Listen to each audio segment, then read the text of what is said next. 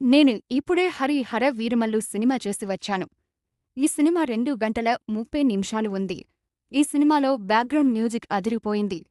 పవన్ కళ్యాణ్ చేసే పోరాట దృశ్యాలు, ఫైట్లు కూడా ఎంతో చక్కగా తీర్చిదిద్దారు. ఇది ఓన్లీ సినిమానే కాదు, ఇది చరిత్రను తెలియజేస్తూ భారతదేశ గొప్పతనాన్ని వర్ణిస్తుంది. పవన్ కళ్యాణ్ ఉప ముఖ్యమంత్రి అయినాక తన కథల్ని ఆచితూచి ఎంచుకుంటున్నాడు. మొత్తానికి హరిహర వీరమల్లు సినిమాతో మంచి కథతో మన ముందుకు వచ్చాడు. కథ విషయానికి వస్తే 17వ శతాబ్దపు ముఘల్ సామ్రాజ్యం నేపథ్యంలో ఈ చిత్రం సాగుతుంది.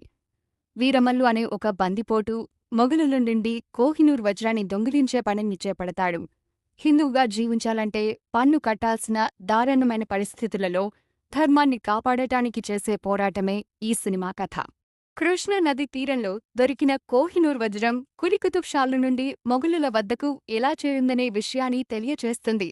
ఈ సినిమా కథకు ప్రాణం పోసిన వరకు బ్యాక్గ్రౌండ్ మ్యూజిక్ మరియు డైలాగ్. ఇందులో ముఖ్యంగా చెప్పుకోవాల్సింది పవన్ కళ్యాణ్ నటన.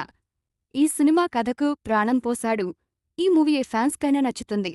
ముఖ్యంగా పవన్ కళ్యాణ్ ఫ్యాన్స్ అందరికీ పూనకాలు తెప్పిస్తుంది. పాటలు అంతగా లేకపోయిన పవన్ కళ్యాణ్, నిధి అగర్వాల్ ఫ్రేమ్పై చాలా అందంగా ఉంటుంది. ఫైనల్గా ఈ మూవీ గురించి చెప్పేది ఏమిటంటే, ఈ మూవీ బాగుంది, అందరూ చూడాల్సిన సినిమా. ఫస్ట్ హాఫ్ బాగుంది, సెకండ్ హాఫ్ కొంచెం స్లో అయినట్టు ఉంటుంది, కానీ క్లైమాక్స్ సూపర్. మొత్తానికి ఈ సినిమాకి నేను ఇచ్చే రేటింగ్ 5 స్టార్కి 3 స్టార్ ఇస్తున్నాను. మన ఛానల్ను లైక్ చేయండి, సబ్స్క్రైబ్ చేయండి వీరమల్లు మూవీ అప్డేట్ కోసం.